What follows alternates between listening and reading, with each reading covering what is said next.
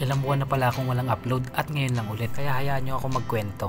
Naging busy pala ako noong mga nakaraang buwan. At hindi ko nga pala namamalayan na ilang buwan na rin pala akong walang upload sa aking YouTube channel. Naging busy rin kasi ako noong mga nakaraan at hindi ko na rin pala alam kung paano ko itutuloy itong channel na to. Kaya nga naisipan ko na rin mag-upload at magpaliwanag sa inyo. Natuwa kasi ako kahit na wala akong upload sa loob nga ng 3 buwan, mahigit, ay meron pa rin namang nanonood sa akin at sumusuporta. Kaya maraming salamat. Kaya nga naisipan ko ulit mag-upload simula ngayon. Umuwi pala ako ng probinsya niyan at yan pala yung bahay ko. Maliit lang siya pero okay na rin. At least meron tayong sariling bahay. Hindi pa nga lang totally tapos yan. Pero paunti-unti nagagawa ng paraan para matapos. Sikap lang talaga sa araw-araw. Malay mo balang araw tayo naman ang iangat. Wala namang imposible, di ba? Basta matuto lang tayo kung paano natin dalhin yung sarili natin. At kung paano tayo gagawa ng paraan para kumita nga ng pera. Walang imposible sa taas, basta samahan mo ng sipag at pagtsatsaga. Ibinalik ko pala sa original na headlight yan kasi kinakalawang na ng gusto yung pinalit ko dati na bilog na headlight niya. Kaya nga mas okay pa yung original kasi matibay talaga. Ibinalik ko lang ulit sa dating itsura niya. Kaya nga kung nasubaybayan nyo yung mga video ko, doon yung malalaman kung paano ko nga ito binuo, kung paano ko binago yung motor ko. Kaya nga binalik ko muna sa dating itsura niya kasi halos lahat ng pinalit ko na part ay kinakalawang na. Malapit din kasi yung lugar namin sa dagat kaya yung singaw ng hangin ay maalat. Kaya nga mabilis kalawangin. Iniwan ko rin kasi ito sa probinsya at gamit ko nga yung isang motor. Kaya nga kung napansin nyo ay wala na akong vlog sa motor na to.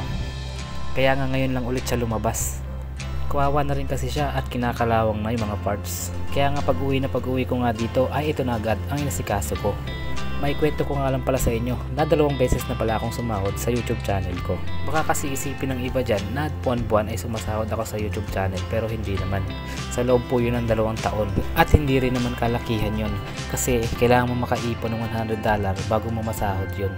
Kaya nga sa loob ng 1 taon ay $100 lang yung pumapasok sa earnings ko. Hindi rin naman kalakihan yung mga views ko kaya tsaga-tsaga lang tayo. Malay mo balang araw, lumaki rin. Kaya nga naisip ko na nandito naman na yung channel ko at kumikita na rin ay talagang itutuloy-tuloy ko na. Konting push pa siguro at isip pa tayo ng mga content na pwede nating i-upload sa ating YouTube channel. Libre lang naman to tapos kumikita ka pa kaya bakit nga naman hindi natin ituloy. Tsaka dito na rin ako nag-i-enjoy, siguro busy lang talaga at nawala ako sa focus. Kaya nga natagalan bago ako makapag-upload ulit. Nagluwag na rin pala yung kadena nito kaya hinigpitan ko na rin yan. Tuwing umuwi lang kasi ako na may maintenance tong motor na to. Yung misis ko kasi ang gumagamit ito paghatid sundo sa mga anak namin na pumapasok sa school. Isang kinder at isang grade 2. Babae at lalaki pala yung anak namin.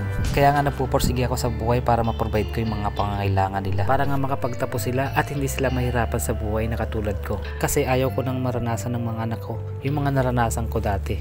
Nahirap na hirap talaga kami sa buhay noon. Kaya nga hanggat kaya ko ay ibibigay ko talaga sa kanila. Kaya nga pag napagod ka, pahinga ka lang tapos laban ka lang ulit. Kaya nga kailangan natin sipagan sa araw-araw. Hindi rin naman kasi ako nakapagtapos ng pag-aaral, hanggang high school lang din. Pero okay na rin kasi may maayos naman na trabaho at napoprovide ko naman yung mga pangangailangan namin. Kaya nga ang pangarap ko na lang sa buhay ay kahit papano makapagtapos yung mga anak ko. Kaya nga hindi ko muna iisipin yung sarili ko, sila na lang muna. Pagkatapos ko nga palang ayusin ay pinaliguan ko naman at nilinisan silang dalawa. Lagi kasing nadudumihan, madalas kasi umulan.